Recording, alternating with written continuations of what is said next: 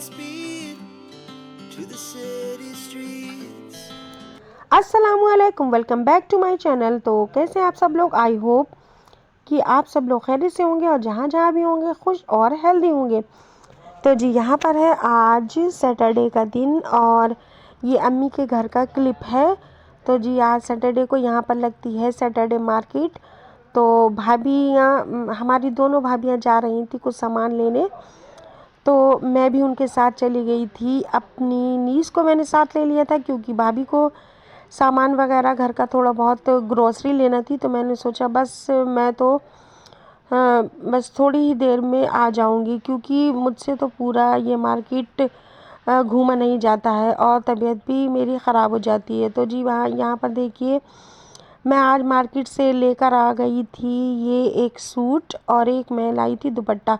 और मेरा ऐसा कोई भी प्लान नहीं था कि मैं कुछ सामान लेने जाऊँ, बस मैं ऐसे ही चली गई थी कि देखते हैं अगर कुछ अच्छा मिल गया तो मैं ले आऊँगी। और यहाँ पर ये देखिए मैं ये लाई थी एक ये कॉटन का सूट क्योंकि गर्मी बहुत ज़्यादा हो गई और मेरे पास कॉटन का सूट्स वगैरह नहीं है कुछ। तो यहाँ पर ये देखिए मैं कि कॉटन का सूट लाई थी, तो ये माशाल्लाह घर पर सबको ही अच्छा लगा था।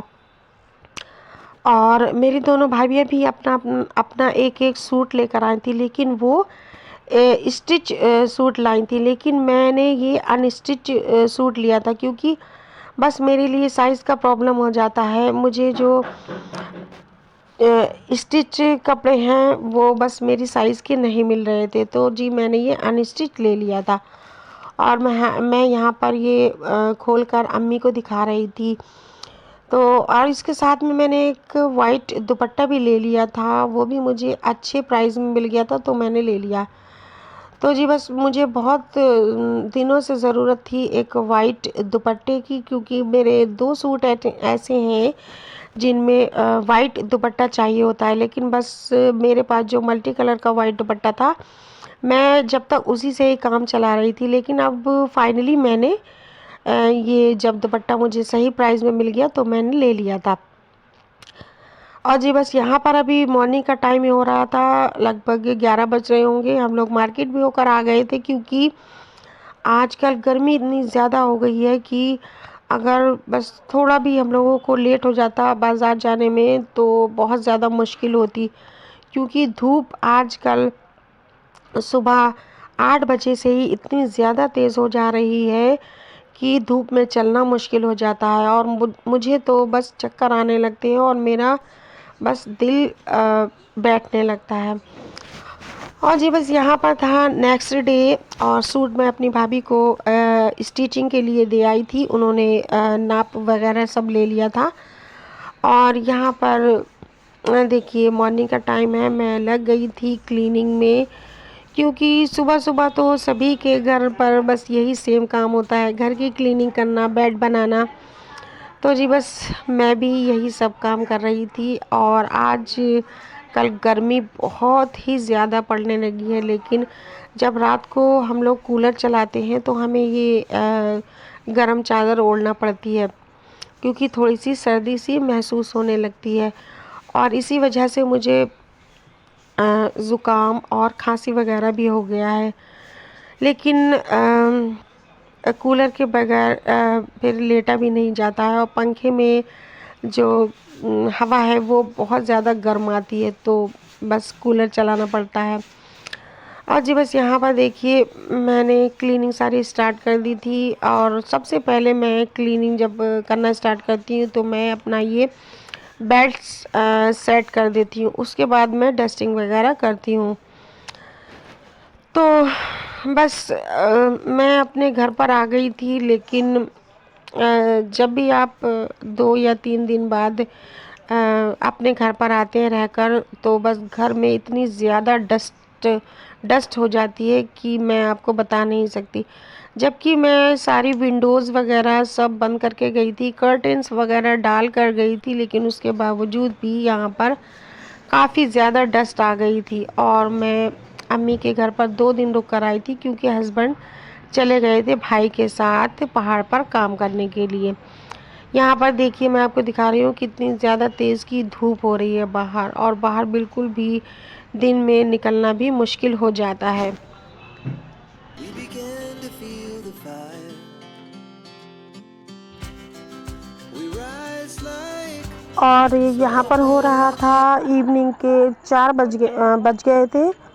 तो बस मैं बाहर निकली और मैं अपनी फुप्पो के घर पड़ोस में चली गई थी। तो जी यहाँ पर देखिए इनकी जो कैट्स हैं, तो यहाँ पर इसका नाम है डुग्गू।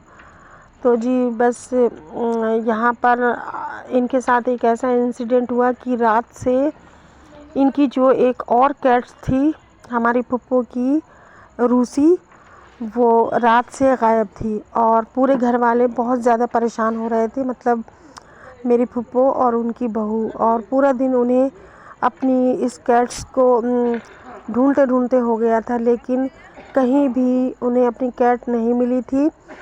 और यहाँ पर ये दूसरा जो डुग्गू है वो सो रहा था।